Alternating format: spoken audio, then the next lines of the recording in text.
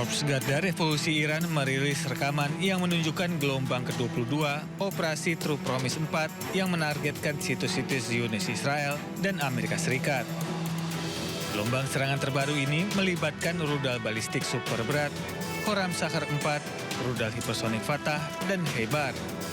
Sementara itu, juru bicara Markas Besar Pusat Khatam Al-Anbiya, Ebrahim Zolghafari, mengumumkan bahwa Iran telah meluncurkan lebih dari 2.000 drone dan lebih dari 600 rudal ke aset Israel dan Amerika Serikat pada minggu ini. نیروی هوایی و دریایی ارتش جمهوری اسلامی ایران با پرتاب پهپادهای انهدامی به سوی سرزمین‌های اشغالی، پایگاه هوایی رامات دیوید و سایت راداری میرون در اراضی اشغالی را هدف قرار دادند. همچنین محل استقرار تروریست‌های آمریکایی در کمپ اودیری کویت نیز دیگر هدف حملات پهپادهای هجومی نیروی دریایی ارتش بود. Zolghafari mengklaim bahwa Angkatan Laut Iran menargetkan pasukan AS yang ditempatkan di sebuah kamp di Kuwait. Sementara itu, Angkatan Darat Iran melancarkan serangan pesawat tak berawak terhadap markas militer AS di Erbil, Kurdistan, Irak. Pasukan Angkatan Laut Iran juga menargetkan kapal induk USS Abraham Lincoln, pangkalan udara Ramat David, dan lokasi radar Meron dengan drone.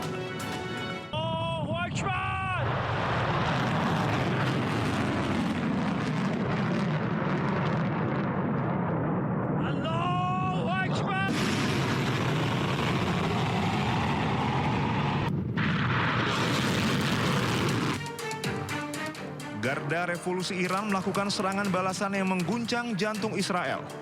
Rentetan rudal yang diluncurkan Teheran memicu ledakan di berbagai titik di Tel Aviv pada Jumat waktu setempat dan menyebabkan kerusakan di wilayah Israel Tengah sehingga memaksa warga bersembunyi di tempat perlindungan.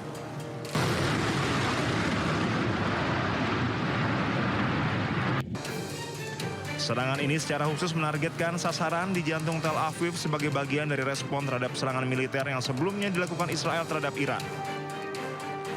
Di tengah meningkatnya ketegangan, Menteri Luar Negeri Iran Abbas Araghchi menegaskan negaranya siap menghadapi kemungkinan invasi darat dari pihak lawan. Sementara militer Israel mengklaim sistem pertahanan udara mereka berupaya mencegat sejumlah proyektil yang ditembakkan dari Iran. Namun beberapa rudal tetap menghantam area pusat Israel dan menimbulkan gelombang ledakan yang terdengar luas di kota pesisir tersebut.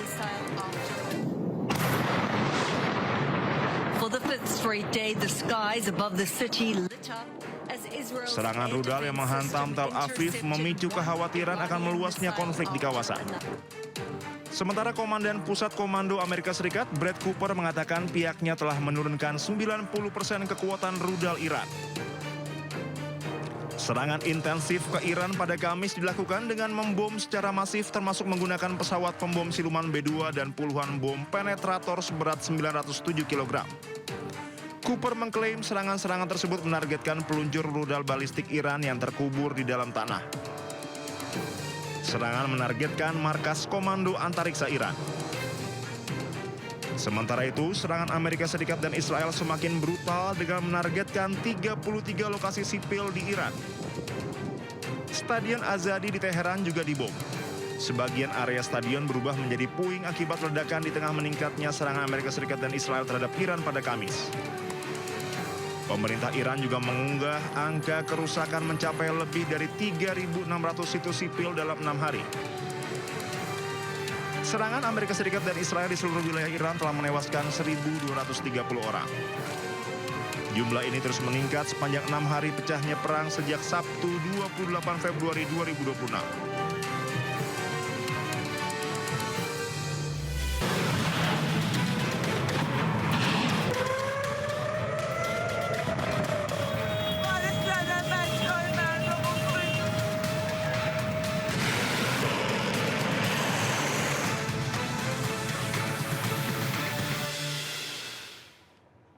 Pemirsa, serangan misil Iran kembali menghantam kota Tel Aviv. Serangan ini menyebabkan sejumlah warga Zionis Israel terluka dan menyelamatkan diri ke bunker.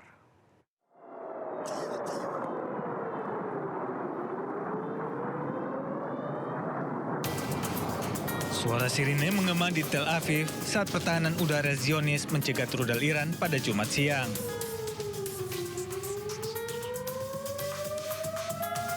Warga Tel Aviv yang ketakutan segera menuju bunker bawah tanah. Sementara itu, beberapa orang dilaporkan terluka akibat puing-puing rudal yang menghantam kota Givatayim sebelah timur Tel Aviv. Selain korban luka, sejumlah bangunan juga rusak, namun tidak ada korban jiwa dalam peristiwa ini. Peristiwa ini terjadi setelah pertahanan udara Zionis Israel mencegat rentetan serangan rudal yang diluncurkan dari Iran. Menurut Kementerian Kesehatan Israel, sebanyak 2.328 warga Israel telah dievakuasi sejak awal perang. Menteri Luar Negeri Iran Abbas Araghchi ini mengaku siap perang darat dengan Amerika Serikat dan juga Israel. Iran bahkan menyebut invasi darat akan menjadi bencana besar bagi Amerika Serikat. Ucapan Menlu Iran ini muncul di tengah meluasnya perang antara Amerika Serikat dan Israel dengan Iran. Iran tidak akan melakukan gencatan senjata dan tetap berkomitmen melawan agresi. Sementara itu, media pemerintah Iran menyebut korban tewas di negaranya akibat serangan Amerika Serikat dan Israel mencapai 1.123 orang. Korban terdiri dari militer dan warga sipil. Adapun sejauh ini, Iran telah melancarkan serangan terhadap pangkalan militer Amerika Serikat di 9 negara kawasan Teluk. Di antaranya Bahrain, Irak, Yordania, Kuwait, Oman, Qatar, Arab Saudi, dan Uni Emirat Arab.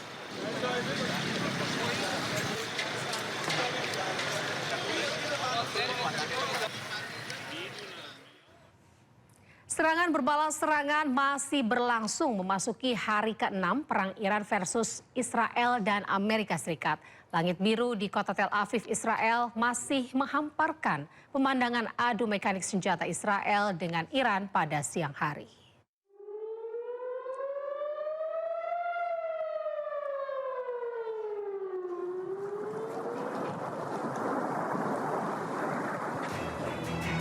Bunyi sirine terdengar mencekam di atas kota Tel Aviv. Serangan dari Iran tampak begitu jelas yang beradu langsung dengan pertahanan udara Israel. Rudal-rudal yang dikirimkan oleh Iran dicegah oleh air defense milik Israel. Suara sirene yang tak kunjung berhenti adalah alarm untuk warga agar segera mencari tempat berlindung.